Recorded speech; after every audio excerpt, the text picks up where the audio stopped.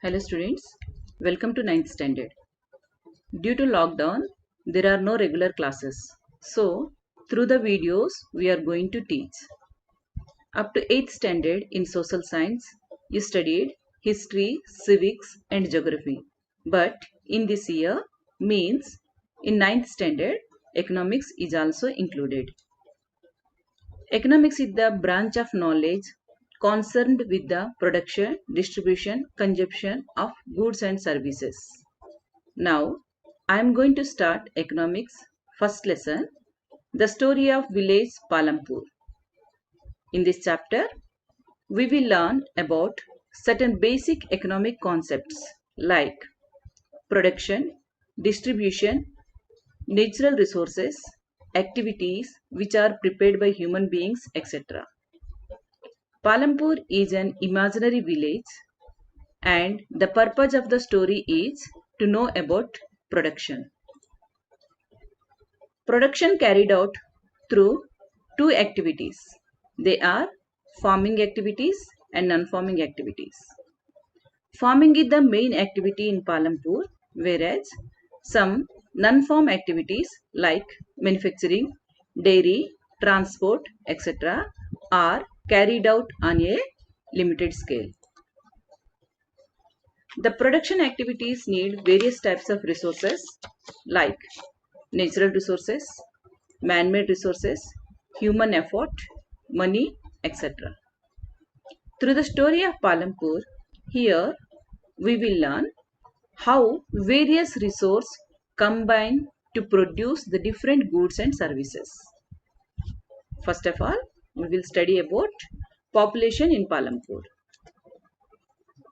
The village has about 450 families belonging to different castes. There are 80 upper caste families and one-third of the population are Dalits. That means 150 families.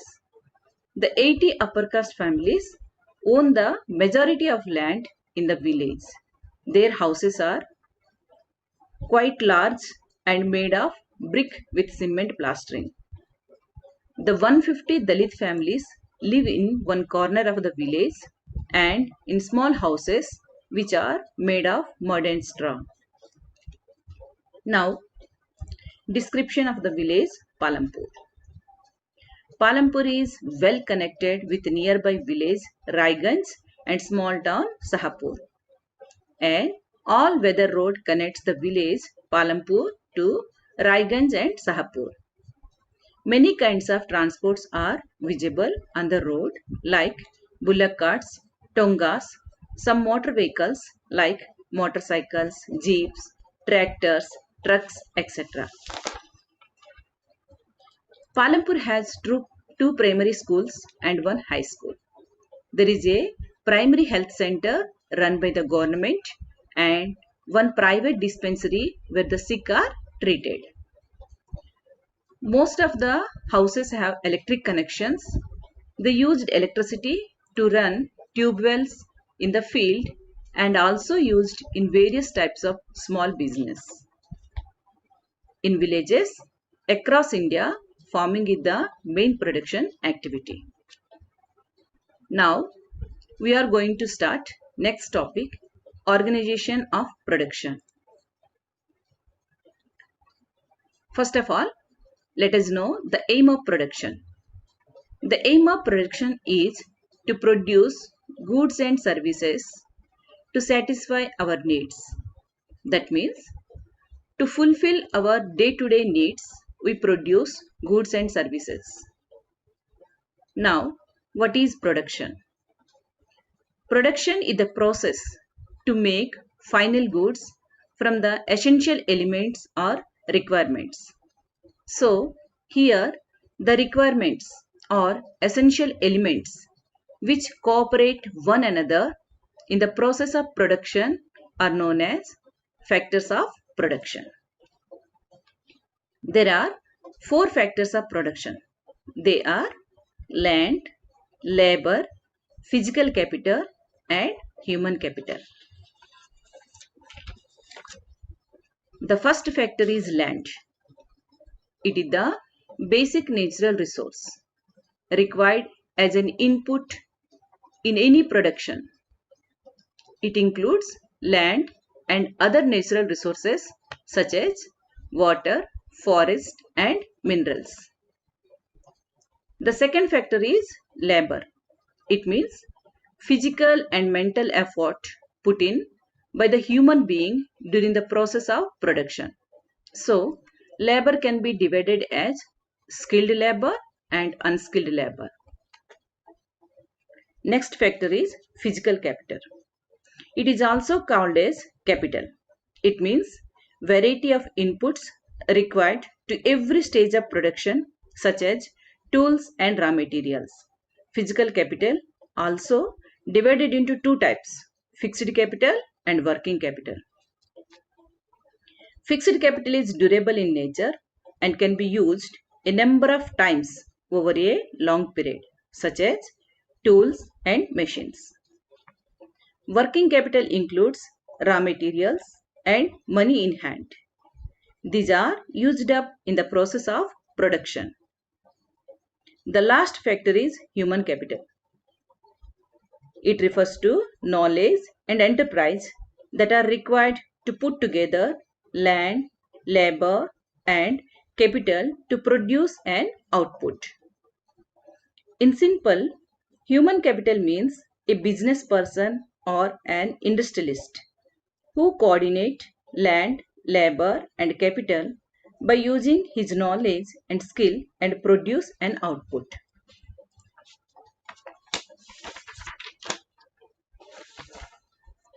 Let us discuss briefly one by one factor. Land. Land is a fixed factor of production. That means we cannot increase the land. The available land on earth is fixed. Land is free gift of nature. It is not made by anyone.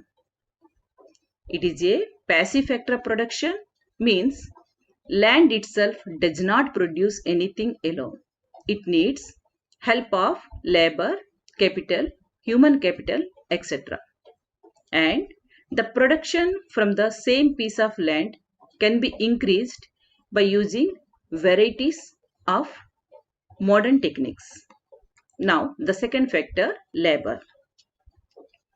Labor is an active factor of production.